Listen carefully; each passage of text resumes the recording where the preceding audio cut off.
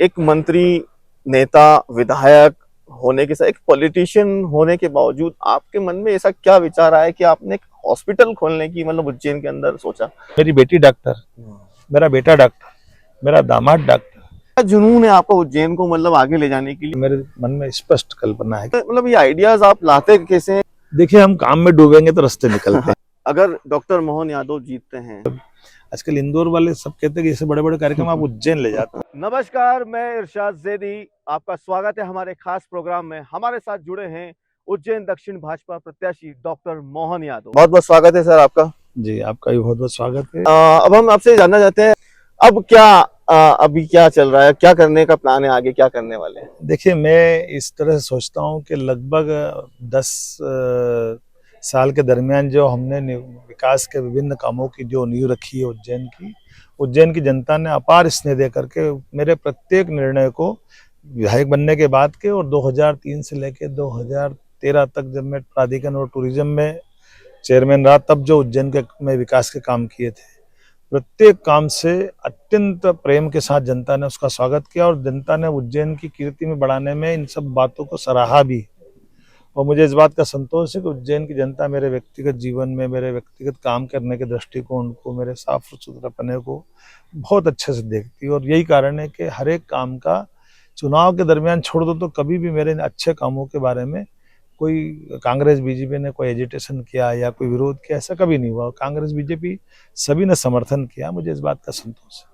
ये तीसरा आपका विधानसभा चुनाव, इसको आप कैसे अलग देखते हैं बाकी से? देखिए, चुनाव का तीसरी बार का मैं इस तरह से देखता हूं कि जो हमने पहला चुनाव लड़ा वो 2016 के चुनाव के पूर्व परिप्रेक्ष्य में लगा।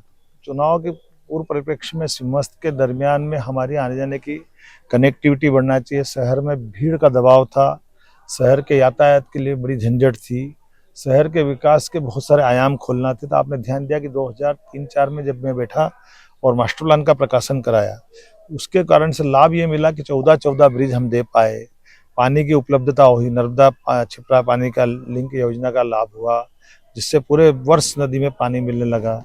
हमारे गाँवों के अंदर नर्मदा जी का पानी लगभग 65 गाँवों के अंदर मिला, जिसमें खेती के अंदर अदरवाइज पानी चोरी का गंभीर से आरोप लगता था, किसान को खराब बताते थे लोग, लेकिन आज पानी की उपलब्धता हमारी हुई। इसी प्रकार से इंडस्ट्रियों के दृष्टि से दूसरा टेन्योर मेरा बड़ा महत्व का रहा है। जब मैं 2018 में चुनाव लड़ा, उसके बाद हमने कहा रोजगार परक व्यवस्था होना चाहिए बड़े पैमाने पर। जैसे 2003 से 2010 में हमने इस्कॉन मंदिर की स्थापना कराई थी कि धार्मिक पर्यटन हो लेकिन अंतर्राष्ट्रीय पर्यटन का केंद्र उज्जैन बने। तो इस्कॉन और उससे बड़े के बड़े काम हमने किए थे, जैसे महामध्य द्वार बनाना, सावरा खेड़ी ब्रिज, जीवन खेड़ी ब्रिज, नाना खेड़ा स्टेडियम की जमीन का एक्वायर करना, ऐसे कई काम हमने पहले किए थे। पीएफ की बिल्डिंग, भविष्य निधि के संबंध में काम करना, कॉस्मॉस मॉल जो वर्तमान में चल रहा मॉल दिलाना, ऐसे कई काम उस समय किए थे।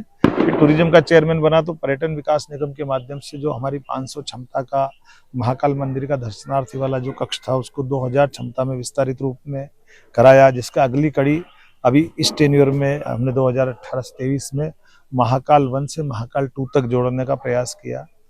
इसका मतलब है जैसे तिरुपति पे बाबा का मंदिर के आधार पर देश भर में तिरुपति का एक अलग रूप दिखता है और उसके कितने आयाम चलते हैं, ऐसे महाकाल मंदिर से हम कल्पना करते केवल दर्शन करके लोग चले जाएं, ऐसा नहीं। ये मेडिकल कॉलेज से लेकर के शिक्षा के बड़े बड़े महाविद्यालय, रोजगार के बड़े संसाधन, सभी प्रकार के क्षेत्रों से महाकाल का ट्रस्ट भी आगे काम करे। और अब हम देख भी रहे कि महाकाल मंदिर की आय कितनी तेजी से बढ़ी, उज्जैन की आय कैसी बढ़ी, पर कैपिटा आय पूरे प्रदेश की प्रभावित कर रहा महाकाल का महालोक। तो आज इसी कारण से माननीय शिवराज सिंह जी ने 13 इसी प्रकार के देवी लोक और अन्य लोक चालू कराए। तो हमारे धार्मिक स्थान से भी पर्यटन और रोजगार की बड़ी संभावना खुलती है। 2018 से 23 के टेन्योर में किया है। इसी में विक्रम उद्योगपुरी में हमने मेडिकल डिवाइस पार्क का, ऐसे कई काम किए जिसको उज्जैन इंदौर जो 4 लेन है, ये इसको आगे बढ़ने की कल्पना वापस अब आई है। हमारा उज्जैन देवास 4 लेन ऑलरेडी बन चुका है। उज्जैन इंदौर का एक नया 4 लेन अमलतास मेडिकल कॉलेज से इंदौर जोड़ने का वो भी बनकर तैयार हो गया है। भविष्य की दृष्टि से भी ऐसे उज्जैन से व्यापार व्यवसाय बढ़ाने के लिए सभी 4 लेन बने, सभी प्रकार के विकास के काम हो, और खास करके इंडस्ट्रियल ग्रोथ की दृष्टि से ये टेन्योर हमारा बहुत अद्भुत रहा है। मतलब ये आइडियाज आप लाते कैसे हैं, कि क्या सोचकर, क्या विजन रहता है आपका आइडिया का? देखिए, हम काम में डूबेंगे तो रास्ते निकलते अच्छा। हैं, ये 100% सही। और जी। काम में डूबने से मुझे 24 घंटे उज्जैन में और क्या अच्छा हो सकता है। और दूसरा, कुछ चीजें ऐसी रहती है जो आज हमको अटपटी लगेगी, आज खराब लगेगी, लेकिन कल उसके रिजल्ट हमने सबने देखे कि अंततः बहुत अच्छा आते हैं। जो पवित्र मन से और दूरगामी दृष्टि से उज्जैन के अंदर होने वाली संभावनाओं को लेकर चलना चाहिए। तो ऐसे विविध क्षेत्रों में मैं काम करता हूँ। जैसे आपको ध्यान हो, 2008 में हम जो उज्जैन पर 4 लेन लाए थे, तो मेरे मित्र अपने दौलतदीन व्यापारी एसोसिएशन के अध्यक्ष थे, वो ज्ञापन देने आए कि मत 4 लेन बनाइए, नहीं तो ये बिल्कुल हमारा उज्जैन का व्यापार इंदौर चला इंदौर जाएगा। चला जाएगा, हमने बिल्कुल। कहा उल्टा है, इंदौर का व्यापार उज्जैन आ जाएगा। देखिए आप, उज्जैन इंदौर 4 लेन बना तो बिल्कुल। उज्जैन का कितना बदलाव आया है। ऐसे जब द्वार बनाया था तो द्वार पे बहुत सारी बात आई थी, 1 करोड़ रुपए लगा दिया, लेकिन आज उज्जैन की पहचान बन गया है। बाबा महाकाल के मंदिर के बाद केवल आप द्वार देख लो, तो गूगल मीडिया पे सर्च कर लो, देश भर में 1 मिनट में उज्जैन पे लोग टिका देते लोकेशन आ जाती है। और हर दर्शनार्थी वहां अपनी सेल्फी पॉइंट लेते हैं। ऐसे ब्रिज बनाए तो ब्रिज पे प्रश्न खड़े होते हैं। इस्कान मंदिर लाए थे तो इस्कान पे प्रश्न खड़े हुए। तो ये प्रश्न तो जो पहले शुरू शुरू में लोगों को अटपटा लगता है तो वो बात करते हैं, निंदा करते हैं, बरी करते हैं, लेकिन अगर लीडर के मन में स्पष्टता है और रिजल्ट जब आता है तो जनता उसको अप्रिशिएट करती है। मेरा अनुभव तो ये है। तो ऐसे उज्जैन के विकास के मामले में अभी हमने जैसे उज्जैन में साइंस सिटी बना रहे हैं, आईआईटी सैटेलाइट टाउन के प्रयास कर रहे हैं, उज्जैन का म्यूजियम 14 करोड़ की लागत से नया बना रहे हैं। तो उज्जैन में आने वाले दर्शनार्थी केवल दर्शन करके जाए ऐसा नहीं, वो ज्ञान की, विज्ञान की, पुरातत्व की, संस्कृति की, सभ्यता की, सबकी बात करें। विक्रमादित्य शोधपीठ का बड़ा भवन हमने दिया है। तो विक्रमादित्य उज्जैन से जुड़े हुए बहुत बड़े राजा हैं, उनका यहाँ से उसमें रिसर्च होना चाहिए, उसकी फेलोशिप हम दे रहे हैं। उसी प्रकार से विक्रमादित्य के विविध प्रकार के जीवन के पक्ष सबके सामने ला रहे हैं। उनके समय के सिक्के, उनके समय का साहित्य, उनके समय के पुरातात्विक सामग्रियाँ, उन पर लिखा हुआ नया प्रकार का रिसर्च, ये सब चीज़ों को बढ़ावा दे रहे हैं। और जनरंजन के लिए बड़ा आयोजन, नवरत्नों के विविध पुरस्कार, छिपका के किनारे जो विविध कलाकार आते हैं, गायक आते हैं, जो उज्जैन में एक अपने अंतर्राष्ट्रीय स्तर का समारोह प्रारंभ हो गया। ये चीज़ें करने में मुझे अच्छा भी लगता है और जनता भी जुड़ती है। और जो जिस लेवल का आदमी है, मैं काम करने की पद्धति ऐसी रहती है कि अगर कलाकार है तो उनके लिए काम होना चाहिए, साहित्यकार है तो उनके लिए काम होना चाहिए। इसलिए कलाकारों की दृष्टि से महानाट्य प्रारंभ कराए, साहित्यकारों की दृष्टि बड़ी बड़ी संगोष्ठियाँ चालू कर रहे हैं, फेलोशिप चालू करा रहे हैं। इसी प्रकार से जनरंजन के बड़े कलाकार, जो अच्छे गायक बड़े बड़े हैं, अभी कल्पना कर सकते, कविता कृष्णमूर्ति से लेकर सुरेश वाडेकर, शान से लेकर के बड़े सारे कलाकार उज्जैन में आके गायन करें तो बड़ा भव्य लगता है। छिपरा जी का किनारा, आनंद आता है। फिर राष्ट्रपति, पूर्व प्रधानमंत्री, उप प्रधानमंत्री, मुख्यमंत्री ऐसे हमारे हर कार्यक्रम में जुड़ते हैं। तो राजनेताओं को भी उज्जैन में आकर लगता है, कई बार इंदौर वाले पहले लोग करते थे सब, आजकल इंदौर वाले सब कहते हैं कि ऐसे बड़े बड़े कार्यक्रम आप उज्जैन ले जाते हो, हमारे यहाँ नहीं होते। अब शंकर महादेव ने उज्जैन में आके गाना गाए, कितना अच्छा लगता है। कैलाश खेर उज्जैन में गाना गाए, कितना अच्छा लगता है। आप इतना विजन बनाते हैं, प्लानिंग बनाते हैं उज्जैन को लेकर, उसके लिए आपको कई विरोध भी झेलना पड़ते हैं, कई आरोप भी झेलना पड़ते हैं, लेकिन ऐसा क्या जुनून है आपका उज्जैन को मतलब आगे ले जाने के लिए? आखिर क्या अंदर आपकी चल रहा है? देखिए, मेरे उज्जैन से बहुत प्रेम करता हूँ और मुझे इस बात की थोड़ी पीड़ा भी है कि लगभग 15-20 साल पहले का उज्जैन जो था, तो उज्जैन में बड़ी मिल चलते थे 30 साल पहले तक, बड़ा अच्छा माहौल 30-40 साल पहले तक था। लेकिन काल के प्रवाह में उसमें कहीं गैप हो गया है और उज्जैन की जो हमारी 30-40 साल में थोड़ी रुकावट है, उसको 10-15 साल से वापस उठाने का प्रयास किया। आपकी जानकारी के लिए बता दूं कि उज्जैन हजारों साल से बहुत बड़ा व्यापार का केंद्र, कला संस्कृति का केंद्र, सभ्यता का केंद्र, रहवासियों के लिए जीवन में एक सपना का उज्जैन आ जाए, जैसे अभी वर्तमान उज्जैन चल रहा है। तो जब उज्जैन को केवल सोचने से काम नहीं चलेगा, उसके लिए लीडरशिप को आगे आना चाहिए। तो इस नाते से, मंत्री होने के नाते से मैंने पूरी भूमिका ये की, विधायक होने के नाते से भूमिका ये देखी, टूरिज्म और यूडीए चेयरमैन के माध्यम से भी मैंने प्रयास किया कि हर एक चीज जिससे हम स्टेट लेवल पर, देश लेवल पर स्थापित कर सकते वो करना चाहिए। उसी सिलसिले में ये सारे काम किए। जैसे उज्जैन साइंस सिटी बनना चाहिए। अब आप बताओ, प्लेनेटोरियम उज्जैन में बने, तारामंडल, और मिसाइल मैन हमारे माननीय राष्ट्रपति अब्दुल कलाम जी आके उद्घाटन करें, कितना बड़ी बात है। और अभी आपने देखा कि थोड़े दिन पहले सोमनाथ आए थे, जो इसरो के चेयरमैन। तो उज्जैन के युवा वैज्ञानिक और उज्जैन संभाग के युवा वैज्ञानिकों का हमने कितना बड़ा सम्मेलन कराया। उसके बाद उन्होंने चंद्रयान 3 छोड़ा, जो मंगल पे और यहाँ दोनों जगह काम कर रहा है। तो उज्जैन में वैज्ञानिकों को भी बढ़ाने की जरूरत है, विद्यार्थियों के बीच में भी मोटिवेशन की जरूरत है। उज्जैन में जो धार्मिक हमारे मंदिर हैं या अन्य धर्म के भी संस्थान है, उन सब पे ध्यान दे करके जो आध्यात्मिक दुनिया है उसकी भी पवित्रता बनी रहना चाहिए। हमारा संग्रहालय भी अच्छे होना चाहिए।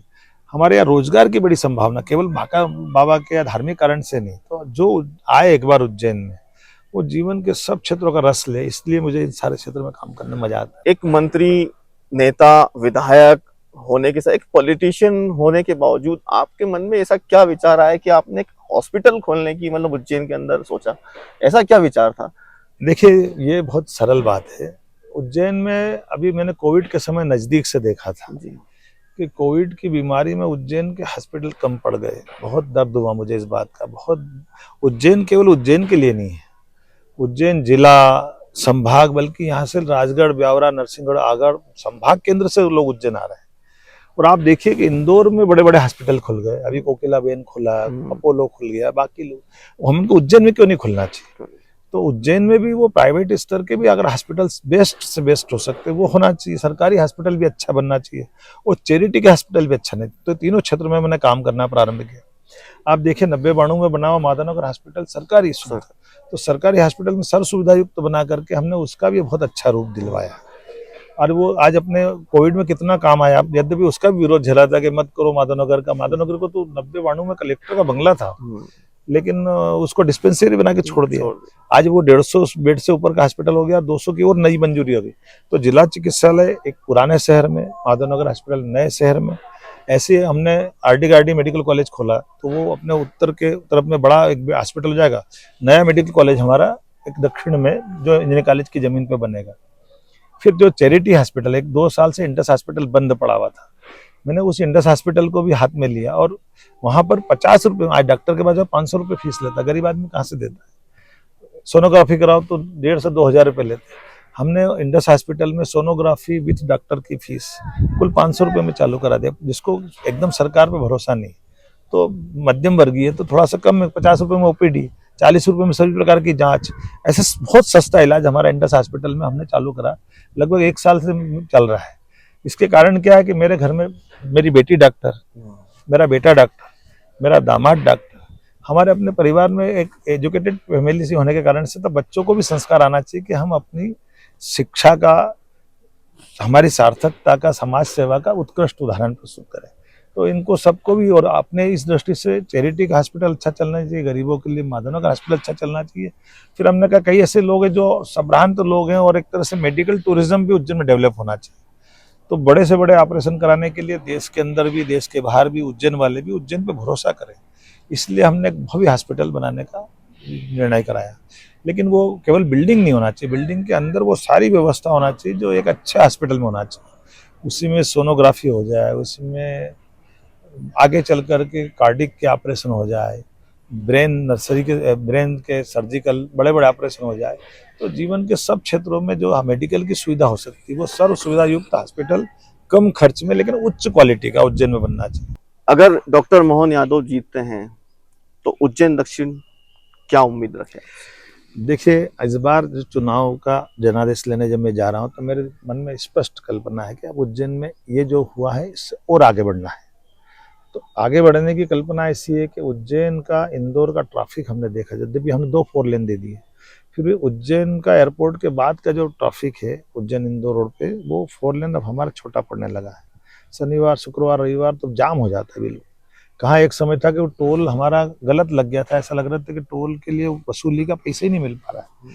आज भारी ट्रैफिक है, पूरा रोड जाम रहता, तो 6 लेन उसको बनाने वाले। इसी के साथ साथ अभी जो वर्तमान में इंदौर उज्जैन जाने वाले यात्रियों को मेट्रो ट्रेन की सुविधा मिलना चाहिए। तो मेट्रो ट्रेन भी हम हर हालत में उज्जैन तक लाएंगे।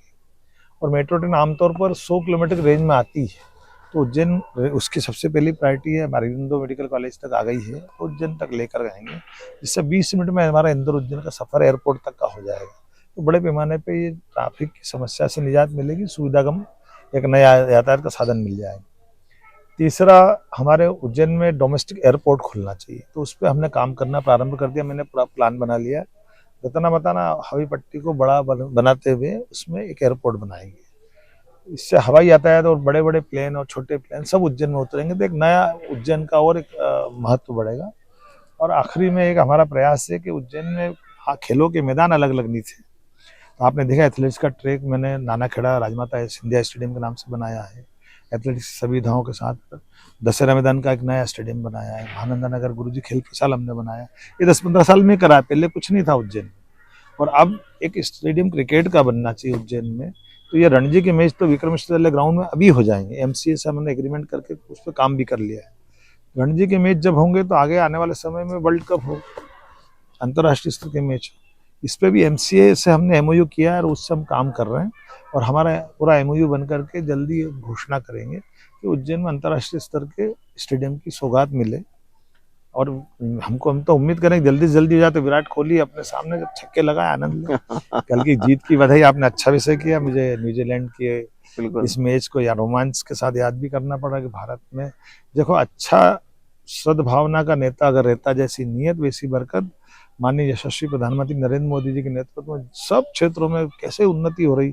ये खिलाड़ी पहले भी थे, लेकिन पहले पक्षपात होता था, अच्छे खिलाड़ी चुन नहीं पाते थे, इसके कारण हमारा नाम कितने जगह खराब होता था। अब एशियाड हो, ओलंपिक हो, क्रिकेट हो, सब क्षेत्रों में क्यों झंडे गाड़ रहे हैं? क्यों हो रहा है? क्योंकि सही नेतृत्व, सही दिशा है और सुचिता है, पारदर्शिता है, उसका लाभ मिल रहा है। तो उम्मीद कर रहे हैं आने वाले समय में इसका भी लाभ मिलेगा। हमारे बीच डॉक्टर मोहन यादव जी, जिन्होंने अपनी बात बेबाकी से रखी। उज्जैन शहर से लेकर तो पूरे देश तक की इन्होंने चर्चा हमसे की और बताया कि किस तरह से इनका अगला विजन उज्जैन को लेकर है और उज्जैन जिस तरह से आगे बढ़ रहा है, जिस तरह से डेवलपमेंट हो रहे हैं, आगे भी ये डेवलपमेंट का विजन बनाया हुआ है। हम आपसे उम्मीद करते हैं जुड़े रहिए हमारे साथ। धन्यवाद। बहुत